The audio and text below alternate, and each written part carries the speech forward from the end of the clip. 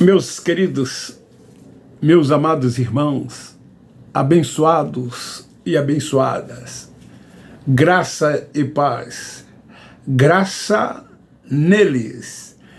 Para quem não me conhece, eu me chamo Levi Salles, sou do canal Graça Neles. Eu estou aqui ao anoitecer deste domingo, dia 20 de outubro, por volta das 18 horas, para gravar mais uma pérola da graça de Deus.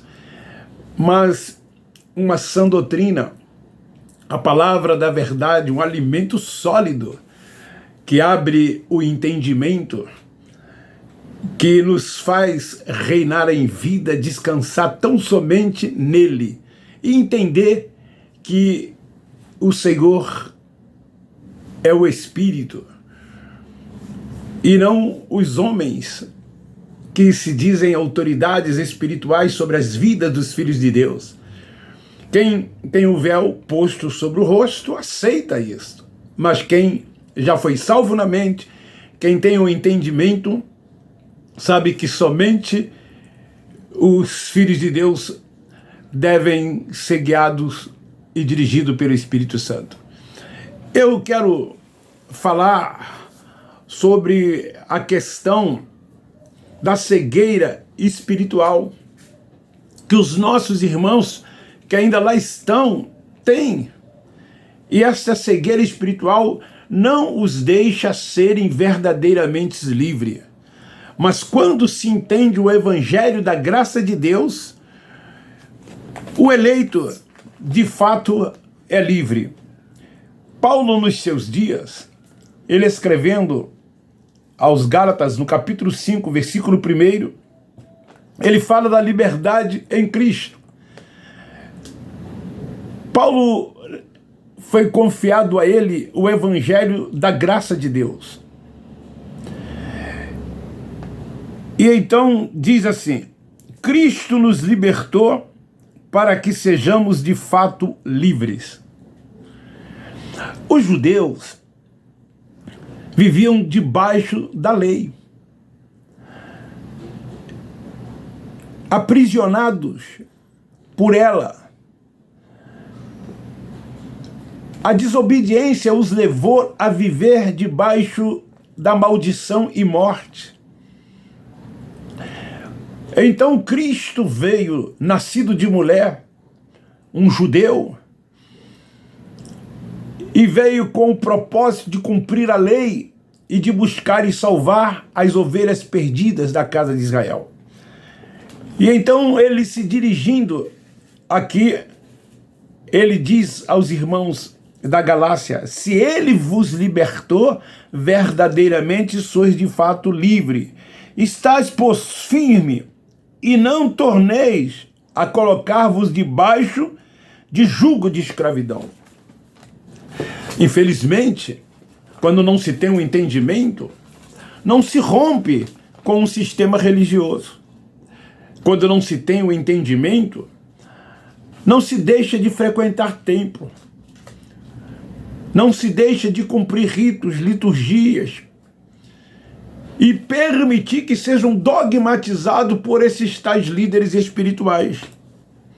Então aqui neste texto, Paulo se dirige aos irmãos da Galácia que eles deviam somente crer e confiar por meio da fé no Cristo ressuscitado e não mais pela a obediência à lei de Moisés. Paulo diz: uma vez que o Cristo Nazareno já havia cumprido, não há mais necessidade de estarem debaixo do jugo da escravidão. Mas o que ocorria?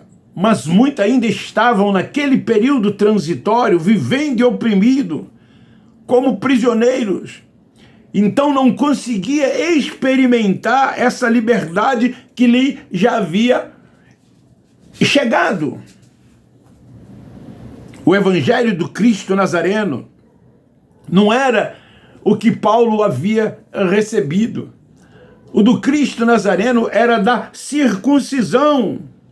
E esse evangelho da circuncisão fora dado por ele a Pedro, a Tiago, a João e aos demais apóstolos.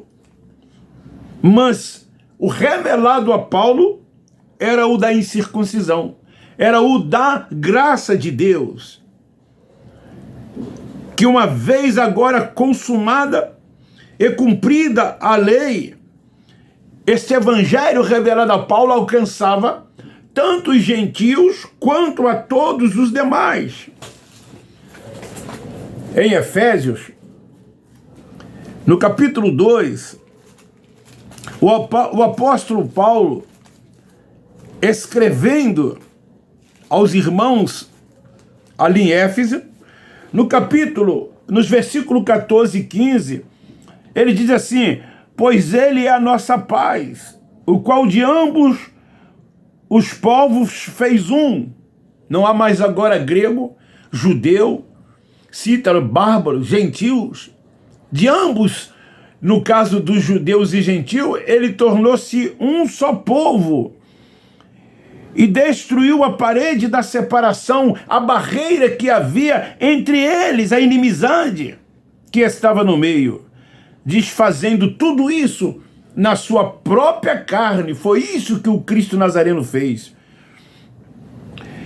E pela cruz reconciliar ambos com Deus em um só corpo, matando com ela a inimizade. Quando se entende esse evangelho, o eleito de fato fica livre, fica firme e não volta mais a se meter debaixo de fardos, de julgos. Ele se liberta de uma série de coisas quando ele tem um entendimento, quando ele é salvo na mente, de uma série de coisas que o sistema religioso doutrinal impõe sobre eles. Quando se entende isso, é menos um dizimista, é menos um escravo na sinagoga, um daqueles que na verdade também se torna funcionário, sem remuneração, sem vínculo empregatício dentro desse sistema religioso. Porque o que eles mais fazem é explorarem as pessoas que lá estão. Colocam-os em diversos setores dentro desses templos religiosos, dando a eles uma responsabilidade para que eles possam exercer uma função. Uns trabalham na portaria, outros no estacionamento, outros na cantina, na livraria, na secretaria, na tesouraria, nos departamentos que eles criam dentro desses templos religiosos, departamento de missões, departamento de jovens, de adultos, de crianças, de mulheres, enfim, são muitos os departamentos criados por essas lideranças para dar atividade a cada um desses seus membros, para que eles possam trabalhar para satisfazer o ego desses líderes religiosos, torná-los cada vez mais conhecidos, torná-los cada vez mais enriquecidos, vivendo mordomia às custas de todos aqueles que lá estão. Esta é a mais pura realidade. Esses líderes religiosos são chamados de cães gulosos, de lobos devoradores, exploradores dos filhos de Deus que lá estão. Esses empresários religiosos. Então, quando esse entendimento vem, os filhos de Deus abandonam esses lugares. Eu trabalhei muito, desde a minha juventude. Tudo que vocês possam imaginar, eu lá fui. Comecei ainda jovem, sendo auxiliar de trabalho, tomando conta de portaria, trabalhando com juventude, exercendo o cargo de tesouraria, de secretário, de presidente disso, de presidente daquilo. Estava sempre ocupado, e eu acreditava que estava fazendo a obra de Deus, que estava trabalhando para Deus, mas na verdade eu estava alimentando um sistema com seus interesses e com suas conveniências. eu estava sendo explorado, assim como tantos dos nossos irmãos foram explorados dentro desses lugares, e muitos ainda lá estão sendo explorados. Mas quando as pessoas alcançam o entendimento, elas tomam uma atitude, elas tomam uma decisão, elas abandonam de vez esses lugares. Hoje é domingo. Daqui a pouco, os templos estarão cheios. E aí, o líder maior encosta o seu carrão. Dependendo do tamanho, eles aterrissam os seus helicópteros no heliporto, na cobertura de um prédio próximo até do próprio templo. E ali assume a sua posição. É idolatrado, é aplaudido, é bajulado, é paparicado, enfim. E nessas reuniões, o intuito deles é arrancar dinheiro dos filhos de Deus que lá estão. Amanhã, segunda-feira, os tesoureiros correm para os bancos para fazer os depósitos que sustenta toda essa estrutura e proporcionam a esses líderes uma verdadeira mordomia às custas dos filhos de Deus. Então, quando o entendimento vem, é mais um filho livre fora desse sistema, saindo de debaixo de autoridade espiritual desses homens, de seus preceitos. Abandona então os ritos, abandona as liturgias, abandona os cerimoniais e todas as práticas que dentro desses lugares lá existem. Agora é ele livre, agora ele liberto, ele passa a reinar em vida. Como nós hoje fazemos, nós reinamos em vida. O reino de Deus está dentro de cada um de nós. O seu reino é paz, é alegria no espírito, é justiça e poder. Hoje nós descansamos tão somente no Senhor. Sabemos qual é a sua perfeita, boa e agradável vontade. Não questionamos Deus. Não temos sentimento de culpa. Não temos consciência pesada. Sabemos que tudo é a sua vontade. Cada dia que Ele nos dá, nós vivemos como o nosso melhor. Nós só sabemos agradecer, nós não pedimos nada a Ele, porque entendemos que ninguém pode frustrar os seus desígnios, os seus planos, a sua vontade, porque Ele é único, Ele é soberano, Ele é Deus que reina sobre tudo e todos e é Senhor de todos. Essa é a mais pura verdade. Não somos mais cegos, guiados por cegos. Éramos cegos, mas agora vemos. A cegueira espiritual não deixam que muitos que lá estão vejam, deixam de serem o quê? Verdadeiramente livre. Paulo diz aqui aos irmãos da Galácia: sois verdadeiramente, de fato, livres.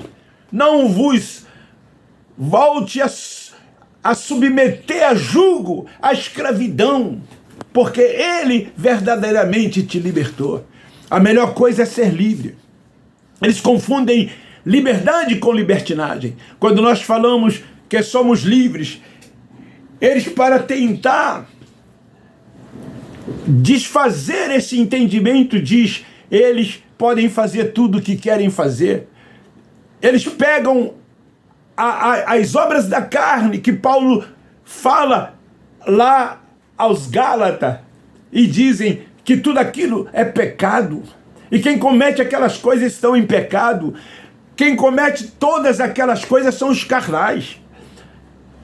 Os espirituais não, porque eles são guiados e dirigidos pelo Espírito Santo. Dá para vocês entenderem isso? Os carnais são guiados por homens.